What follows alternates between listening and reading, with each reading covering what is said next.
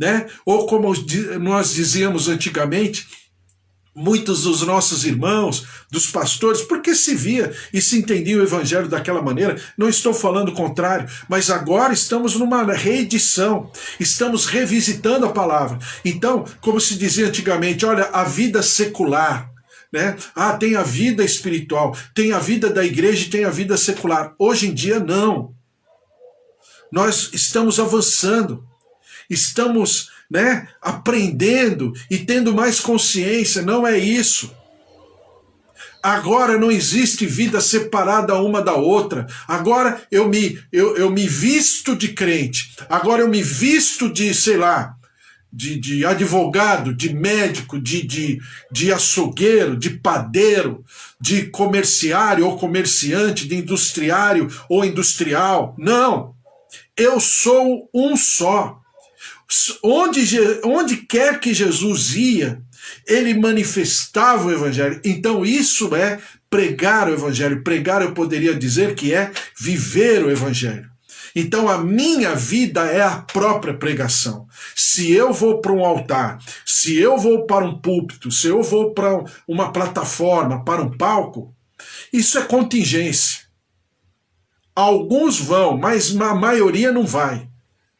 Mas do outro lado, a maioria precisará viver esse evangelho, pregando através da sua própria vida, porque agora, em Jesus Cristo, claro, em Jesus Cristo, nós somos essa pregação, nós somos essa palavra. Não tem como, né, dividir, fazer separação entre uma coisa e outra. O que eu sinto, o que eu penso, o que eu falo, a maneira com que eu ajo, com que eu procedo, aí está a diferença. E é por isso que a igreja de hoje é uma igreja tão fraca, tão sem identidade. Por quê? Porque as pessoas não conseguem entender, não conseguem absorver isso que eu estou falando para você. Porque na teoria é até fácil entender. Agora, na vivência, no testemunho diário, é uma outra história. Então, o meu desafio é viver, é desejar viver esse evangelho através da minha conduta, através daquilo que eu faço, daquilo que eu penso. Em Hebreus capítulo 2, versículo 17 diz assim: por isso mesmo convinha que em todas as coisas se tornasse semelhante aos irmãos, para ser misericordioso e fiel, sumo sacerdote nas coisas referentes a Deus, e para fazer propiciação pelos pecados do povo, pois naquilo que ele mesmo sofreu, tendo sido tentado, é poderoso para socorrer os que são tentados. E o que é a tentação, senão o ambiente de forja, o ambiente de amadurecimento, o ambiente onde nós colocamos em xeque os nossos sentimentos, as nossas necessidades, e nos propomos, a despeito de tudo isso, fazer com que, agora você vai me entender, né? Dentro de todo esse ambiente, fazer com que Deus prevaleça por tudo. Aí você vai falar, mas Deus sempre vai prevalecer. Claro, eu sei racionalmente, mas eu sei na vida, eu sei na experiência. Uma coisa é eu ter o entendimento racional, outra coisa é ter experiência de vida. Então, falando da palavra, né, eu não falo sobre a Bíblia, eu falo a Bíblia. Então, eu não falo sobre Deus, eu ministro Deus. Por que eu ministro Deus? Porque eu ministro aquilo que eu vivo. É diferente falar sobre Deus e falar de Deus. Quando eu falo de Deus, eu estou falando de mim, da minha vida, da minha experiência, do que eu vivo, dos meus problemas, das minhas agruras, das minhas tristezas, do meu desapontamento, do meu desânimo, do meu pecado, mas ao mesmo tempo eu estou falando de alguém que prevaleceu sobre a minha vida. Eu não estou falando de ninguém. Eu não estou falando de um ser etéreo. Isso é falar sobre Deus. Tem muita gente falando sobre Deus, mas tem pouca gente falando de Deus. Por quê? Porque não viveu. Porque falta experiência pessoal. Porque falta, desculpe, uma verdadeira conversão. Não que a pessoa esteja totalmente pecadora, ruim, separada. Não. É que ela ainda não né? Vamos chamar assim, não se aprofundou naquilo que conhece. Mas tem jeito. Ela está viva, então tem jeito. Só que eu não posso me contentar só com isso. Só com um conhecimento. Conhecimento é fácil, é só ler um livro. Conhecimento é fácil. Mas viver Deus, falar de Deus, pregar de Deus é diferente, porque diz respeito à minha vida. Era isso que Jesus falava para aqueles que eram curados ou visitados por ele. Não conte para ninguém. Em outras palavras, eu não quero marketing, eu não quero impulsionamento. Isso é quase um pecado hoje em dia falar, eu não quero impulsionamento. Mas Jesus não queria isso. Jesus não queria publicidade. Ele não precisava disso. Por quê? Porque ele era o próprio Evangelho. Ele era a manifestação perfeita, plena, física desse Evangelho. E o Evangelho por si só, ele causa. O Evangelho por si só se manifesta, ele não precisa de um ambiente. Por quê? Porque é a pessoa. Quando eu falo da palavra de Deus, nesse sentido, eu sou a palavra de Deus também. Porque eu sou a palavra de Deus, eu sou alguém. Não, é porque a palavra de Deus está em mim.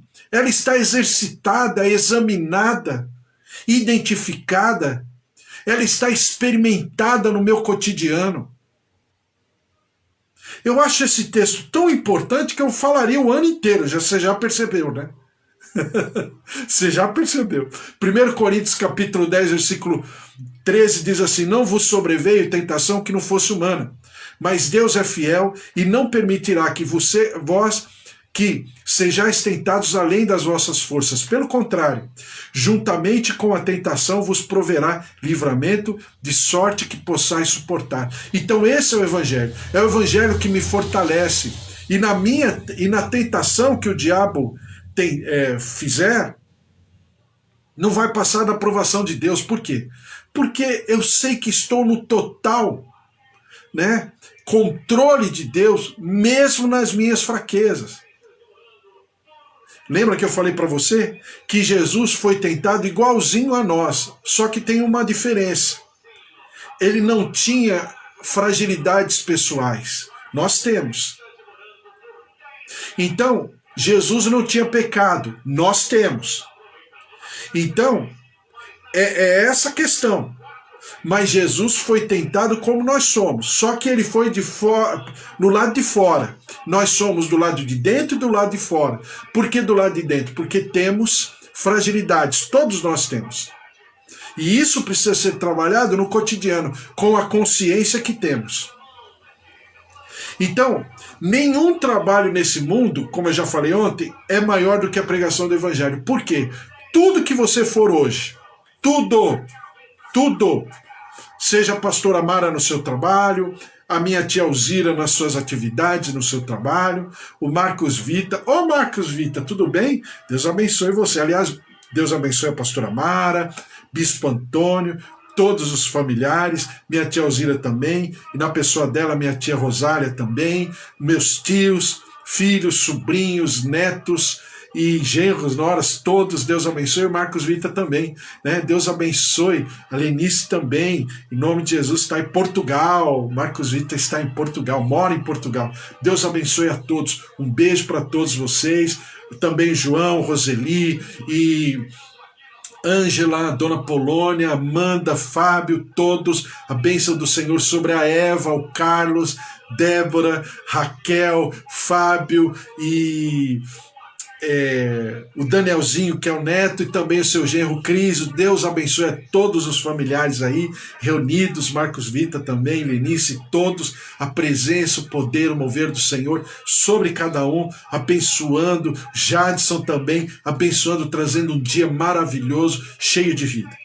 Então a primeira coisa, eu tenho que entender que a pregação é a maior e principal atividade do gênero humano. Por que a pregação é?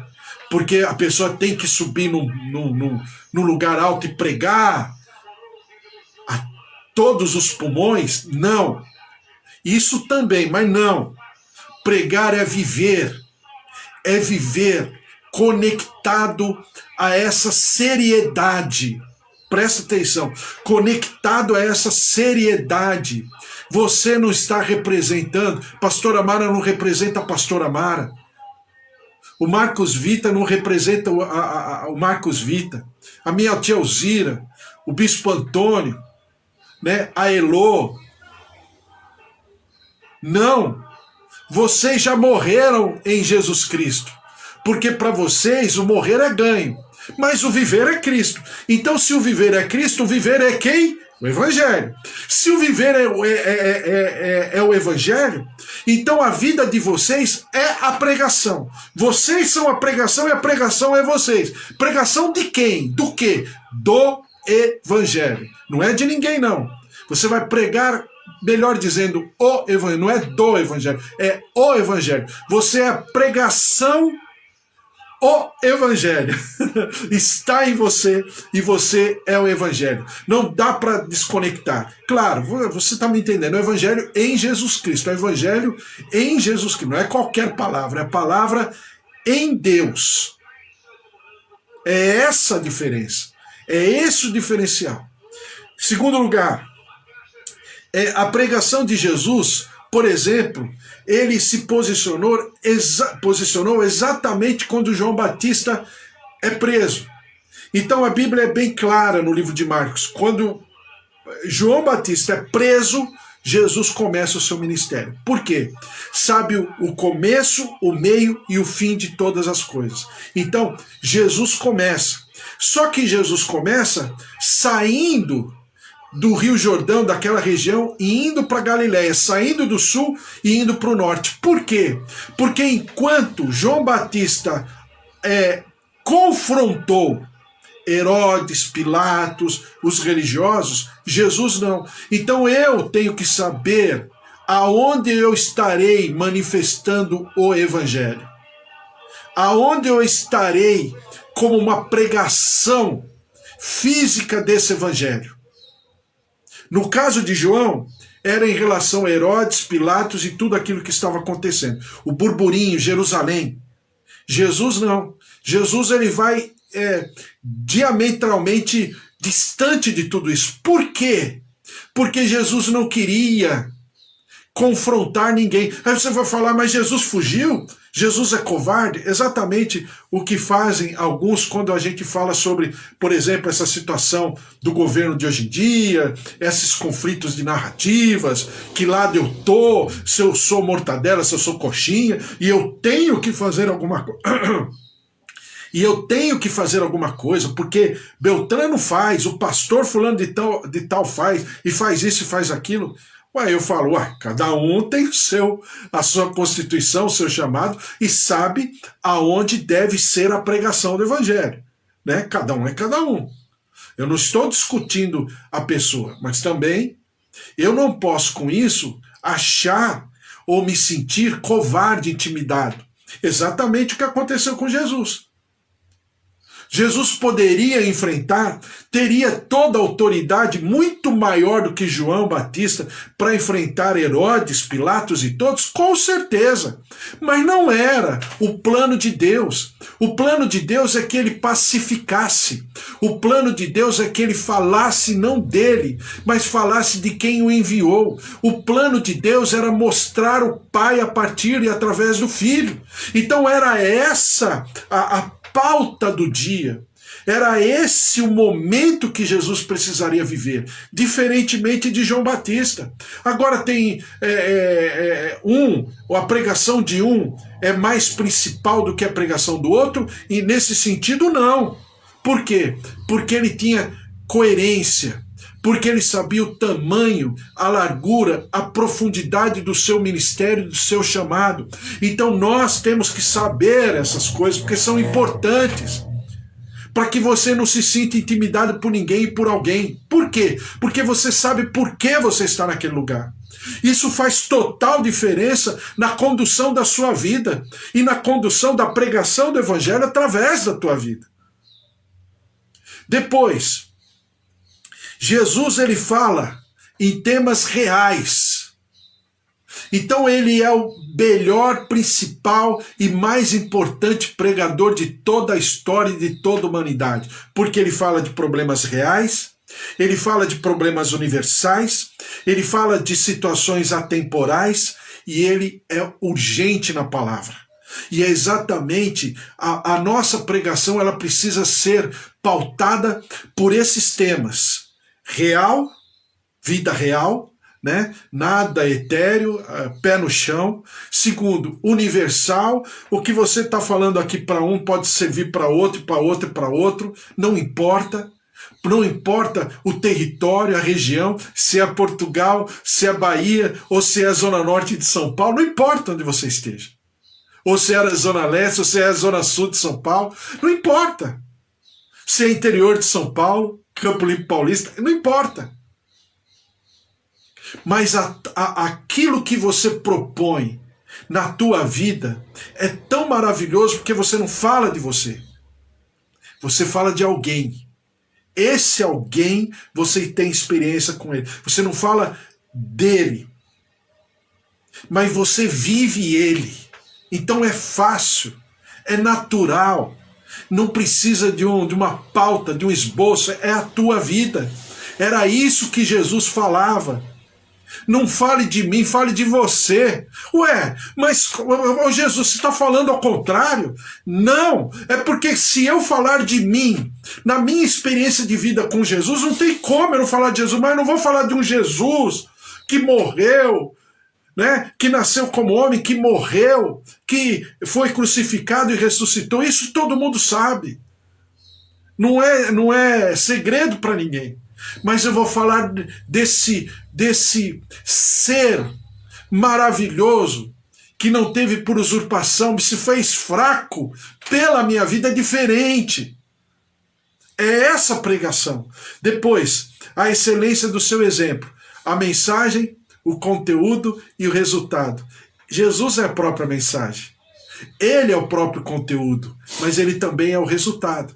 E nós temos a mensagem, nós temos o conteúdo que é ele, e nós temos o resultado que é ele também. Ele é o evangelho. Ele é o reino.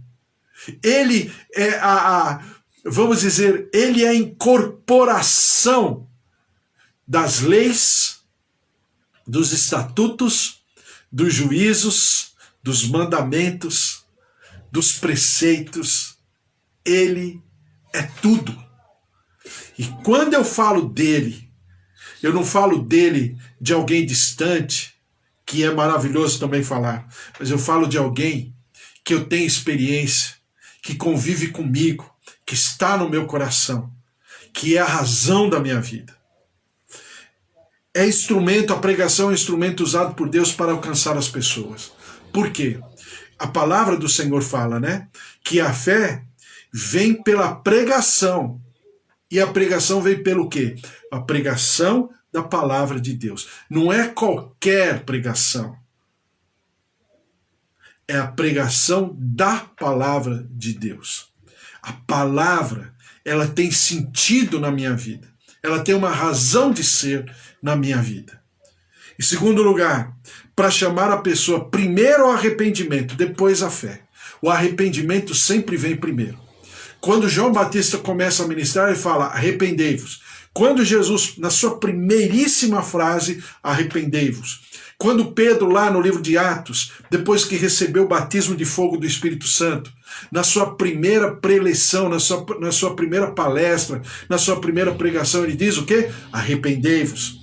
Paulo, pregando aos gentios, arrependei-vos. Então o arrependimento sempre é toda a essência, toda a inspiração. Não é do Evangelho Novo Testamento, é do Evangelho Bíblia, do Evangelho Palavra de Deus. É arrependimento. E o que é arrependimento? Arrependimento é se esvaziar de si e buscar a mente de Cristo. Arrependimento é eu ter a consciência do pecado, mas não é apenas a consciência do pecado. O que me levará à consciência do pecado? Todos tiveram. Porque é exatamente o evangelho, desculpe, que se prega hoje. A consciência do pecado. Mas o que eu vou fazer com isso? Então eu tenho a consciência do pecado, mas juntamente com a consciência eu tenho a certeza que Jesus vai me perdoar e eu vou buscar o caminho do arrependimento. É um processo. E por que eu vou buscar o caminho do arrependimento? Porque às vezes a gente entende como sendo pecado somente aquilo que as pessoas percebem que a gente fez, que cometeu. Isso não é arrependimento. Arrependimento é quando o pecado me dói. Eu sempre falo para você, a maior punição da gente quando a gente comete pecado, sabe qual é? É a consciência dele. É a maior punição. Por quê? Porque a gente se derrama diante do altar do Senhor e fala, Senhor, como diz o filho o filho pródigo, né, em Lucas 15, pequei contra o céu e pequei contra o Senhor. Ou seja, eu tomei uma atitude completamente, né, impensada no sentido de me deixar levar. Mas agora eu quero o caminho do arrependimento. Então isso me dói. O pecado me dói não porque as pessoas souberam do pecado, não, mas é porque eu tenho que conviver com ele, com a consciência dele todos os dias, e eu preciso desesperadamente da misericórdia, sentir a misericórdia de Deus, e isso eu vou buscar de uma maneira vigorosa, mas também de uma maneira humilde, humilhante diante do Senhor. É diferente. E depois, claro, a fé. A fé para crer que Ele é capaz de me perdoar e me levar à salvação. É essa a linha de raciocínio. E depois disso, Deus sempre terá o compromisso com essa pregação. Porque eu não estou falando de mim. Eu não estou pregando qualquer coisa. Como diz Paulo, né? Como vãs elucubrações, doutrinas outras. Não, eu estou pregando o Evangelho, porque eu vivo o Evangelho. Eu não falo sobre o Evangelho, eu vivo o Evangelho. E isso naturalmente eu vou falar. E diz aqui, é um instrumento usado por Deus para alcançar pessoas, já falei, é precedido de um preparo. E por que pregar o Evangelho é precedido de um preparo? Porque lembre-se, primeiro Jesus vai até ali, cumpre com a palavra em obediência. Não é assim que ele responde para João Batista, que não quer batizá-lo? Ele fala, eu não sou digno de desatar as correias das tuas sandálias. Ele fala, é necessário que se cumpra a justiça. Ou seja, ele é plenamente obediente à palavra e ao Pai e ao seu chamado. Depois, ele é legitimado por todos os ambientes celestiais, terrenos, de palavra, de autoridade, do Espírito Santo, do Pai, do Filho, mas também ele é legitimado, desculpe, até pelo diabo. Por quê? Porque ele não cai na conversa do diabo. Porque ele dá continuidade ao seu chamado. Então ele adquire autoridade e habilitação no deserto, no ambiente do diabo. E aí sim, agora, e ele não se propõe falar dele. Mas a Bíblia fala, a gente leu em Lucas capítulo 4, ele vai cheio do Espírito Santo e começa a pregar o Evangelho. Ele, o Filho de Deus, alguém que havia passado por todas as etapas, mesmo assim, ele não fala dele. Ele não se propõe a falar de, de coisas humanas, de qualquer assunto, não. Ele vai cheio do poder do Espírito Santo. E a partir daí, aí sim, ele começa a pregar. Então, há todo o quê? Há toda uma preparação, há toda uma situação. Segundo, ele tem a consciência. Se João estava ali e falava daquele jeito, ele esperou e se propôs a começar a partir do sinal. Qual era o sinal? A prisão de João. Naquele lugar? Não, ele saiu muito distante dali. Ele foi para a Galileia. Ele foi para outro lugar, completamente distante de toda aquela situação. E em quarto lugar, ele começa a ministrar e ele sabe que não teria unanimidade, como Jeremias, Isaías, Elias, Eliseu, né? Pessoas contundentes, próprio João Batista, mais tarde próprio Paulo, mais tarde o próprio Pedro. E o pregador tem que saber. Por quê? Porque ele não fala coisas assim, nem sempre muito palatáveis. Porque ele fala o quê? Ele fala do gênero humano, ele fala do pecado, ele fala do juízo, ele fala da justiça, não é assim? O Espírito Santo convence do quê? Do pecado, da justiça e do juízo. Mas convence através de quem? Através de mim e de você. Nós somos o instrumento. Então, é um assunto, vamos chamar assim, modesto, leve, nem sempre. Daí, o pregador não ter unanimidade, como Jeremias. Isaías, então, foi cortado ao meio. Jeremias sofreu até o último dia da vida dele. João Batista, a gente sabe o que aconteceu com ele. Paulo também, a gente sabe o que aconteceu com ele. Pedro também. Então, o pregador, ele por si só, ele não vai ter unanimidade. Os holofotes nem sempre estarão em sua direção. É por isso que o evangelho que se prega hoje é um evangelho leve. Não que o evangelho não seja leve no sentido de nos aliviar, de nos libertar, mas nem sempre, num primeiro momento, é uma palavra tão assim, vamos chamar tão moderada no sentido. Por quê? Porque vai me confrontar comigo mesmo. Vai falar das minhas fraquezas, das minhas fragilidades. Puxa vida, falei demais. Em nome de Jesus. Vamos orar e amanhã a gente continua em nome de Jesus. Tá?